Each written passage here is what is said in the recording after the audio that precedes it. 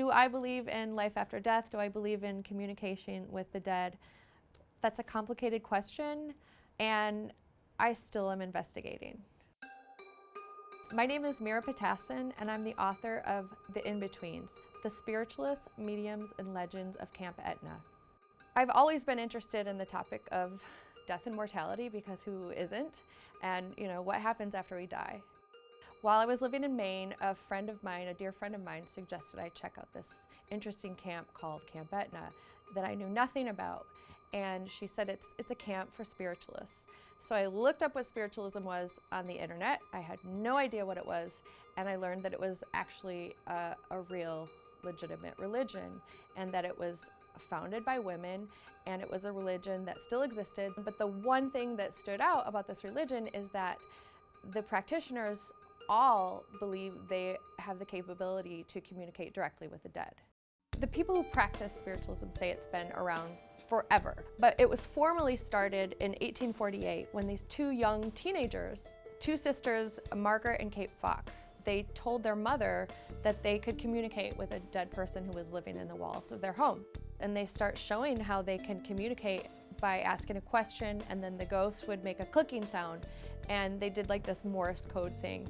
So the mother was shocked. She told the father told the neighbors. Word started spreading, and these two young girls, teenagers, became very, very famous very, very quickly. And then, not long after the Fox sisters made their debut, the Civil War happened, and thousands and thousands and thousands of souls died all at once, and the whole country was grieving, and there was nothing set up for them to really deal with these losses. So these two sisters kind of became the poster children for a new way of dealing with grief. And so seances started popping up all around the country, just like they were brunches. So people just started diving into this practice, and about maybe 30 years after the Fox sisters made their debut, there were millions of followers of spiritualism in the United States. Some of the people who we find to be the most well-respected names in American history were practicing spiritualists. Sojourner Truth was a spiritualist. Abraham Lincoln and his wife, I know that there were a lot of mediums that came to the White House. Even Sir Arthur Conan Doyle, who is known for writing the Sherlock Holmes mysteries, he was one of the most ardent practitioners of spiritualism, and he actually wrote the 2 volumes of the history of spiritualism. But this thing is not the foolish thing which is so often represented, but that it really is a great philosophy.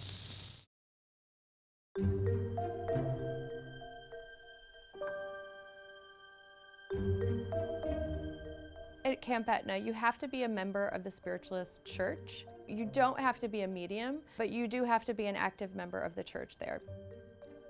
Mediums live at Camp Etna, and mostly women. A few men come, and they basically are just relaxing on their porches, and when visitors are welcome to drive in, anyone is allowed to come to Camp Etna, with or without an appointment in the summertime. And you can walk up to one of the cottages and say, can you connect me with a loved one or a loved one passed? They have church services, they'll have guest speakers, they have meditation services, they have seance services, they call them message circles.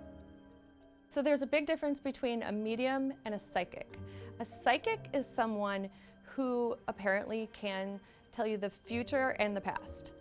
A medium is a psychic, but they can also communicate with the dead. So there's a big difference between the two, and from what I've been told, all mediums are psychics, but not all psychics are medium. And at the same time, not all mediums are spiritualists. Spiritualism is the religion, so there may be a medium who can see dead people walking around in the street, but they are not necessarily part of a spiritualist church. You don't have to be a medium to be a spiritualist. You can just attend the church and not have any of those otherworldly abilities. I spent 5 years with the people of Camp Etna, commuting back and forth from my home on a little island in Maine to their little commune in Etna. Basically, I participated in a lot of their activities as sort of like their sidekick medium, even though I can't communicate with the dead. I think it's very safe to be a skeptic. I was a skeptic going into this piece into this book, into this camp, saying I'm going to be very objective, but I also really want to see a ghost. And it was the end of a few years spending time with these women, and I was on my way out. One of the mediums that I'd gotten closest to, Dr. Barbara Williams, said, "You're not leaving yet. I want you to go back into this church and sit in on this class."